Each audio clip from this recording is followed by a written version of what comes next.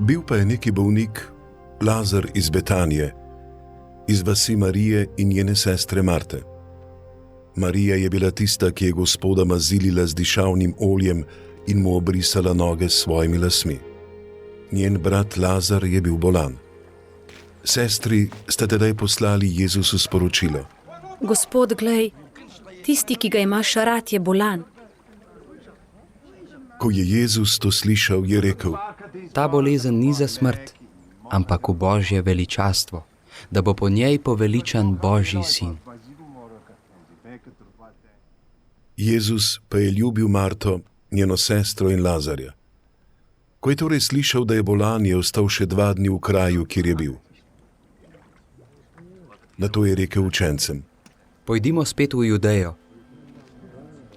Učenci so mu dejali: Rabi, pravkar so te hoteli Judje kamnati, pa greš spet tja. Jezus je odgovoril: Ali nima dan 12 ur? Če kdo hodi po dnevi, se ne spotakne, ker vidi luč tega sveta. Če pa kdo hodi okrog po noči, se spotakne, ker v njem ni luči.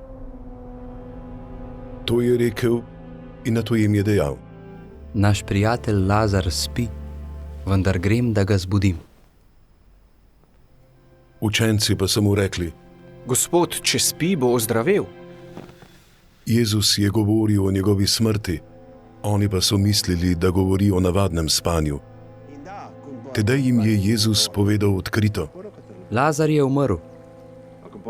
Zaradi vas pa se veselim, da nisem bil tam, da boste verovali. A pojdimo k njemu. Tomaž, ki se je imenoval Dvojček, je tedaj rekel součencem: Pojdimo še mi, da umremo z njim.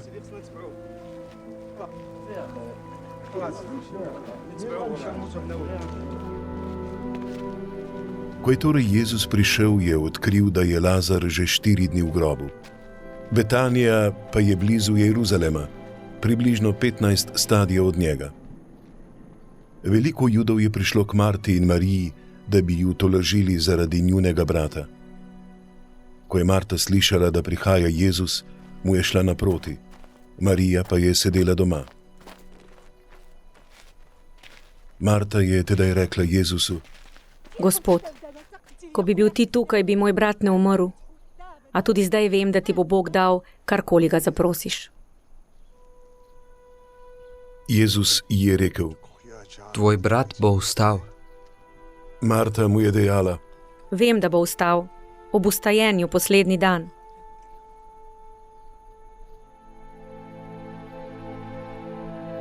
Jezus ji je rekel: Jaz sem vstajenje in življenje. Kdor vame veruje, bo živel tudi, če umre. In vsakdo, ki živi in vame veruje, vekomaj ne bo umrl. Veruješ v to?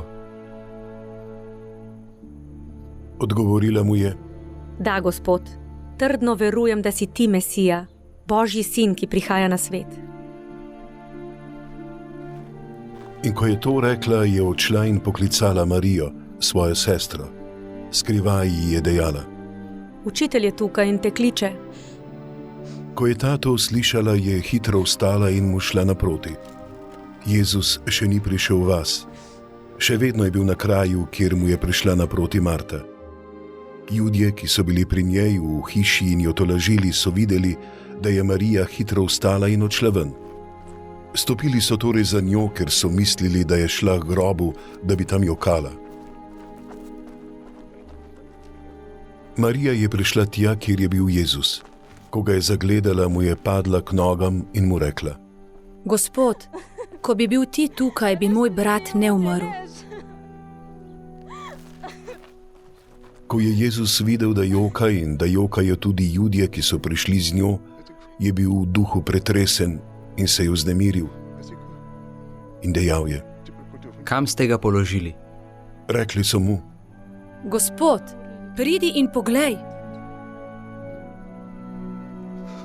Jezus se je zjokal. Judje so tedaj govorili: Glejte, kako ga je imel rad. Nekateri izmed njih pa so dejali: Ali ni mogel on, ki je slepemu odprl oči, tudi storiti, da bi ta ne umrl? Jezus je bil v sebi spet pretresen in je šel v grobu. Bila je to votlina in pred njo je bil prislonjen kamen. Jezus je rekel: Odstranite kamen. Marta, sestra umrlega, mu je dejala: Gospod, že ima zadah, saj je 4. dan mrtev. Jezus je rekel: Ti mar nisem rekel, da boš videla Božje veličastvo, če boš verovala.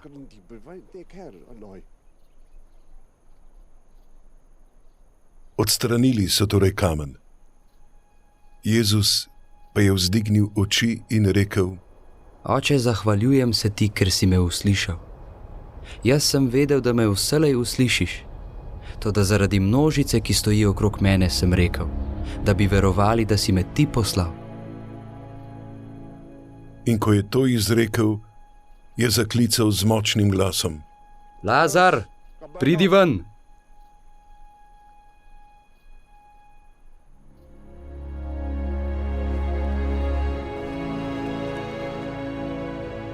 In umrli je prišel ven.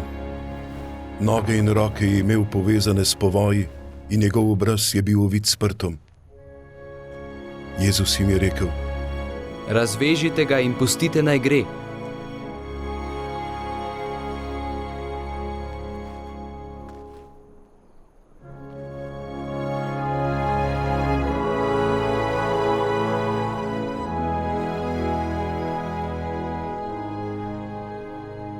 Veliko Judov, ki so prišli k Mariji in videli, kaj je storil, je začelo verovati vanj.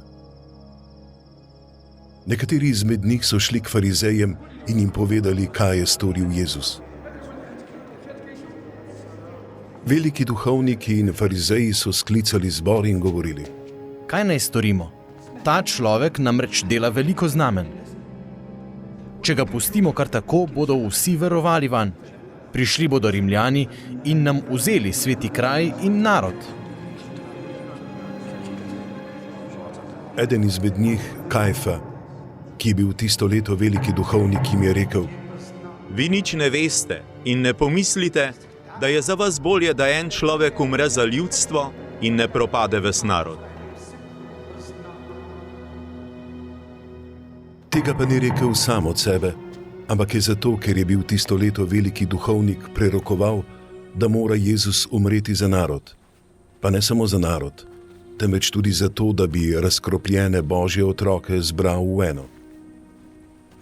Od tega dne je bilo torej sklenjeno, da ga usmrtijo. Jezus poslej ni več očitno hodil med Jude, ampak je šel od tam v pokrajino blizu puščave, v mesto, ki se imenuje Efraim, in je ostal tam s svojimi učenci.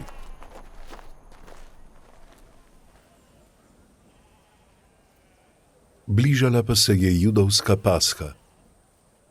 Veliko ljudi s podeželja je pred Pasho šlo v Jeruzalem, da bi se obredno očistili. Iskali so Jezusa in se med seboj pogovarjali, ko so bili v templju. Kaj se vam zdi, da ne bo prišel na praznik? Veliki duhovniki in farizeji pa so izdali ukaz, naj tisti, ki bi izvedel, kje je, naznani, da ga bodo prijeli.